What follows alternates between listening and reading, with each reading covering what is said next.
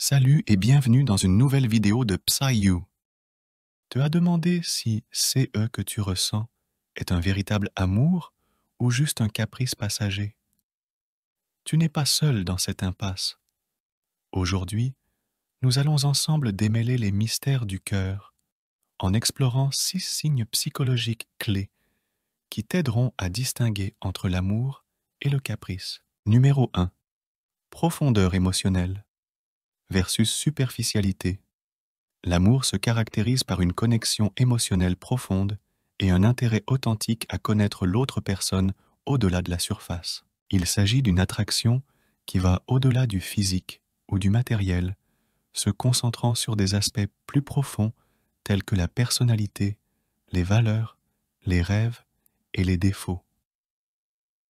Selon la psychologue Elizabeth Kubler-Ross, le véritable amour se reflète dans le besoin de donner sans rien attendre en retour. En revanche, le caprice se concentre sur l'attraction physique ou la fascination superficielle, où l'accent est mis sur l'apparence, le statut ou des caractéristiques particulières qui éveillent un intérêt momentané.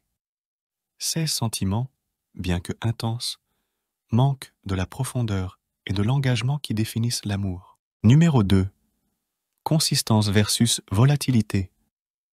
L'amour est stable et constant. Les sentiments grandissent et se renforcent avec le temps. Cette constance se manifeste dans la façon dont les couples font face ensemble aux défis et maintiennent leur connexion à travers les diverses étapes de la vie. John Gottman, un psychologue renommé spécialisé dans les relations, affirme que l'amour se construit à travers de petites actions quotidiennes qui solidifient l'engagement.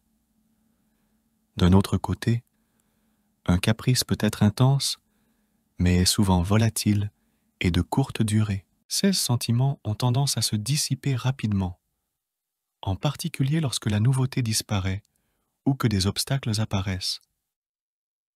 Selon des études en psychologie de l'amour, les caprices sont souvent fondés sur l'idéalisation et ne survivent pas lorsqu'ils sont confrontés à la réalité quotidienne. Numéro 3. Sacrifice versus égoïsme. Au cœur du véritable amour réside la disposition au sacrifice. Il ne s'agit pas de grands gestes héroïques, mais de petites concessions quotidiennes qui montrent de la considération pour le bien-être de l'autre. C'est choisir de regarder un film que tu n'aimes pas tant parce que tu sais que ton partenaire l'adore, ou te lever tôt pour préparer le petit déjeuner. Selon la psychologue Dr. Lisa Firestone, dans une relation amoureuse authentique, les besoins et le bonheur de l'autre deviennent aussi importants que les siens. Par contre, le caprice a tendance à être égoïste. Il se concentre sur la gratification personnelle et les besoins immédiats. Un caprice concerne davantage la façon dont cette personne te fait sentir que la personne elle-même. Une étude de l'Université de Géorgie a trouvé que les relations basées sur le caprice manquent souvent d'engagement et de profondeur émotionnelle, ce qui peut conduire à une satisfaction à court terme, mais pas à un bonheur durable. Numéro 4. Futur partagé versus moment présent. L'amour se projette dans le temps. Quand tu es amoureux, tu te retrouves naturellement à penser à un avenir avec cette personne. Tu imagines des scénarios et des plans à long terme, des vacances à la possibilité de fonder une famille. Selon le psychologue de couple Dr. John Gottman, planifier un avenir ensemble est un indicateur clé d'une relation solide et aimante. Cela contraste avec le caprice, où l'accent est souvent mis sur le plaisir du moment présent sans penser à demain. Les relations basées sur le caprice manquent généralement de plans ou de discussions sur l'avenir, comme l'observe la docteure Helen Fisher, anthropologue et experte en relations. Cela peut créer un sentiment d'incertitude et de manque de sécurité à long terme. Numéro 5. Acceptation. Complète versus idéalisation. Le véritable amour englobe à la fois les vertus et les défauts de l'autre personne. Il implique une connaissance profonde et une acceptation de son vrai moi, avec toutes ses imperfections. Le docteur Aaron Ben-Zeev, auteur et expert dans le domaine des émotions, souligne que dans le véritable amour, nous acceptons les faiblesses de l'autre, non pas comme quelque chose que nous voulons changer, mais comme une partie de ceux qui les rend uniques. D'un autre côté, le caprice implique souvent une idéalisation. Ici, la personne est vue à travers un prisme irréel et perfectionné.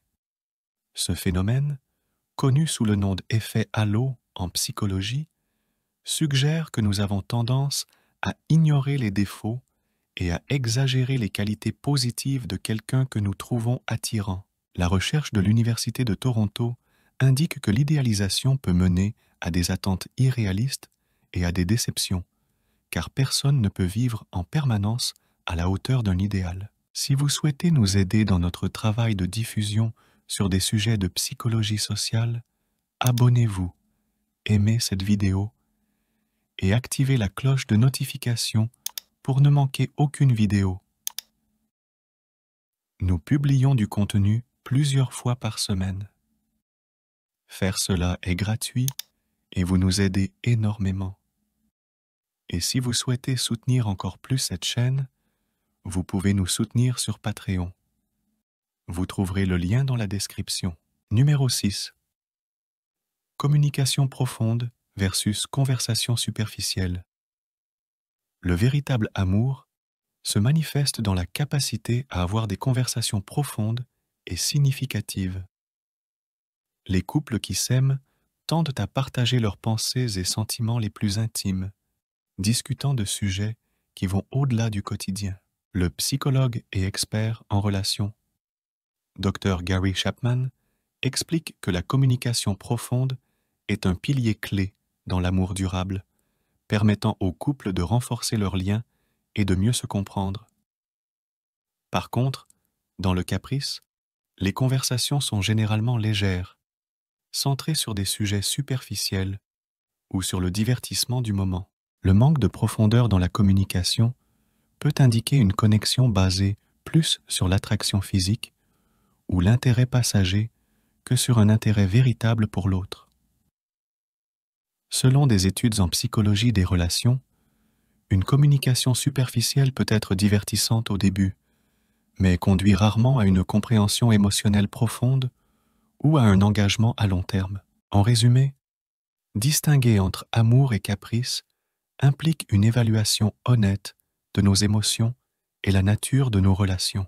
L'amour se construit sur l'acceptation, l'engagement à long terme et la volonté de se sacrifier pour le bien-être de l'autre, tandis que le caprice repose sur l'idéalisation, la gratification immédiate et manque souvent d'une base solide pour un avenir partagé. Reconnaître ces différences nous aide non seulement à mieux comprendre nos propres relations, mais nous guide également vers des connexions plus profondes et significatives. Maintenant que tu connais ces 6 signes psychologiques, tu peux réfléchir plus profondément à tes propres sentiments et relations.